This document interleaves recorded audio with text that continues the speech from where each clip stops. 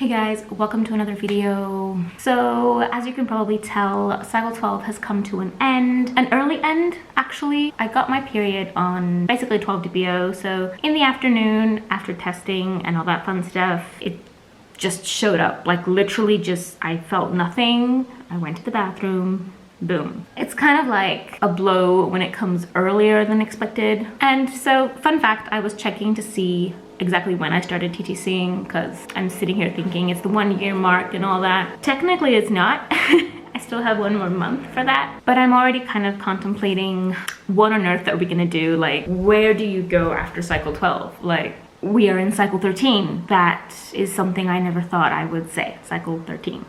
This cycle was kind of crazy in that there was definitely a line on that IQ test. Like, it was a clear as day line. No, like, yes, I get the shadow lines, the gray lines that you're kind of like, I think they're there, but they're not. That IQ test line was like there. It was one of those lines that you see and you're like, this is a line. Like, I know this is a line. You get excited. I do tell myself I'm not gonna get excited until I see a line on all the tests. It's why I use multiple tests. I've said that again. I use a ton of tests because I need them to kind of confirm each other. So I'm not sitting and getting excited over a line that's not a line. But at the same time, when you see a line that is so clearly there, your heart misses a beat. It's like you know. So the cycle was a dud test. Yeah, I'm gonna say that. It took me a couple days to film this update because the girls got sick and everything just kind of went downhill. So we are on to cycle 13. I have a lot of mixed emotions about it. I will be honest. I'm definitely gonna talk to my doctor and just kind of see what his opinion is on it. I definitely think breastfeeding is playing a part. I don't think it's completely stumping it, but I do feel like it's playing a part. I also definitely need to get some blood work done. My iron levels maybe. That was another thing that kind of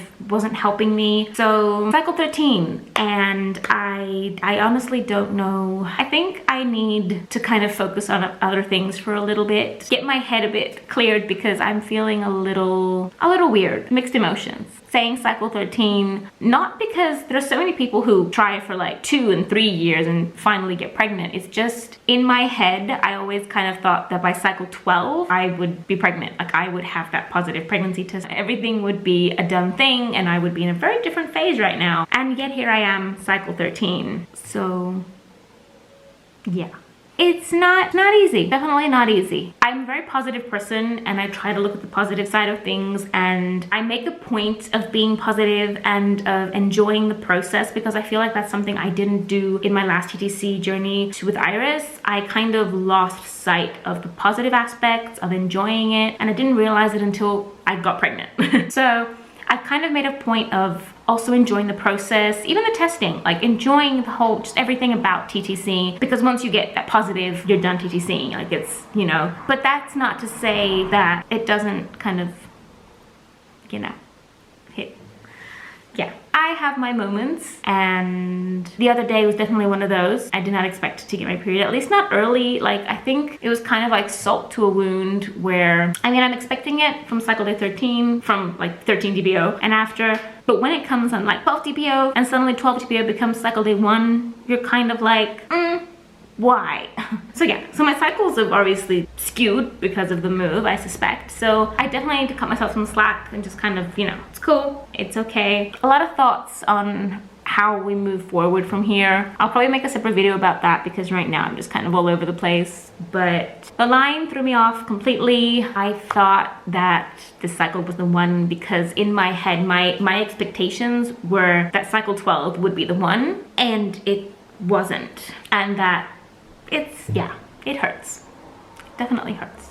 From this point forward, I think I'm gonna kind of, you know, I'm gonna take a step back, gather myself up again, and there is much to do. I have a ton of other things that, you know, need my attention right now, so I'm gonna kind of use those as a way to not think about this too much, kind of playing the not thinking about it game when you're really thinking about it constantly in all reality. But yeah, kind of just passing the time in other ways that don't include TTC. We will see how we go.